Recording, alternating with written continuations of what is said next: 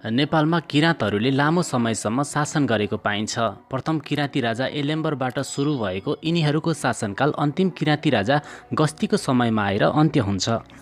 आजको भिडियोमा हामी किराँतकालीन नेपालको इतिहास प्रस्तुत गर्दैछौँ। त्यसैले यस भिडियोलाई लाइक गरी सेयर पनि गरिदिनुहोला। तपाईँको एक लाइक र एक सेयरले हामीलाई थप हौसला प्रदान गर्नेछ। आउनुहोस् सुरु गरौँ।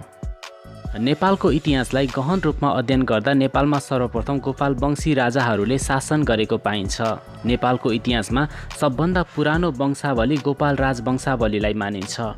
गोपाल राजवंशावलीमा उल्लेख गरिए अनुसार 8 जना गोपालवंशीय राजाहरूले 521 वर्षसम्म नेपालमा शासन गरेको कुरा उल्लेख गरिएको छ।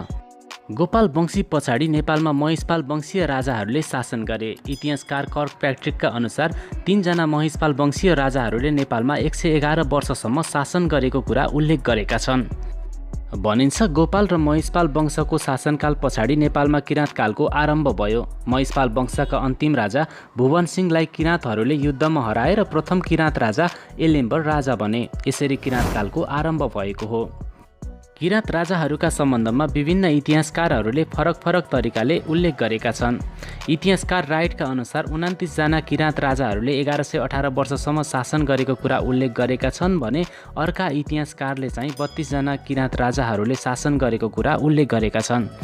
भनिन्छ 6औं किराँती राजा हुमतीको पालामा किराँत रूपधारी भगवान शिव र अर्जुनका बीचमा युद्ध भएको थियो।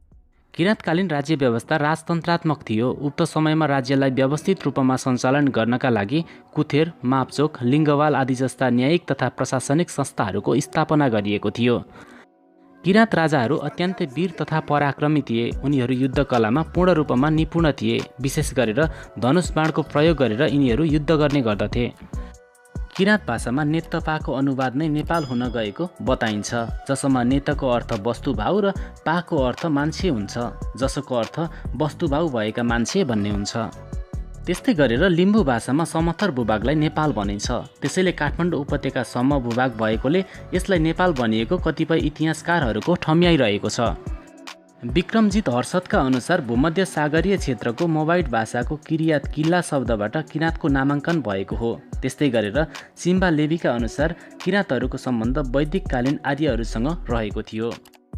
महाभारत, यजुर्वेद, अथर्ववेद, विष्णु पुराण, रामायण, भगवद् गीता, कौटिल्यको अर्थशास्त्र आदि जस्ता प्राचीन ग्रन्थहरूमा नेपालकै प्राचीन जातिको रूपमा किराँत जातिको नाम वीर लडाकु जातिका रूपमा उल्लेख गरिएको छ। संस्कृत भाषामा किराँतहरूको अर्थ वन प्रान्तमा घुम्ने मानव समूह भन्ने हुन्छ। त्यस्तै गरेर कालिदासको कुमार सम्वतमा किराँतहरूलाई हिमालयका बासिन्दा भनिएको छ। किराँतहरूको मातृभाषा भोट बर्मेली भाषा परिवार अन्तर्गत पर्ने भाषा मानिन्छ। नेपालको प्राचीन मानिएको गोपाल राजवंशावली अनुसार महिषपालहरूलाई जितेर किराँतकालको सुरुवात भएको थियो, जसको राज्य विशाल रहेको थियो। त्यस्तै गरेर कर्कप्याट्रिक वंशावली अनुसार महिषपाल वंशका अन्तिम राजा भुवनसिंहलाई एलेम्बरको नेतृत्वमा आएका किराँतहरूले पराजित गरी राज्य व्यवस्थाको सुरुवात गरेका थिए। राइट वंशावलीका अनुसार पूर्वबाट आएका किराँतहरूले भुवनसिंहलाई जितेर उपत्यकामा अधिकार जमाएको कुरा उल्लेख गरिएको छ। त्यस्तै गरेर भाषा वंशावलीमा उल्लेख भए अनुसार पूर्वबाट आएका किराँतहरूले महाप्रतापसम्म आई महिषपाल राजासँग युद्ध गरी राजा भुवनसिंहलाई युद्धमा पराजित गरेर किराँतकालको सुरुवात भएको कुरा उल्लेख गरिएको छ। त्यस्तै गरेर प्रथम किराँती राजा एलेम्बरको समयमा किराँतेश्वरको उत्पत्ति भएको प्रसङ्ग पनि पाइन्छ। यस प्रसङ्गमा महाभारतकालीन पाण्डवका साइला भाइ अर्जुन र किराँतेश्वर महादेवका बीचमा युद्ध भएको र अर्जुनलाई वर प्राप्ति भएको कुरा पनि उल्लेख गरिएको छ। राइट वंशावली अनुसार 6औं किराँती राजा हुमतीको पालामा अर्जुनको किराँतेश्वर महादेवसँग युद्ध भएको र महादेवले वर दिएको प्रसङ्ग उल्लेख गरिएको छ।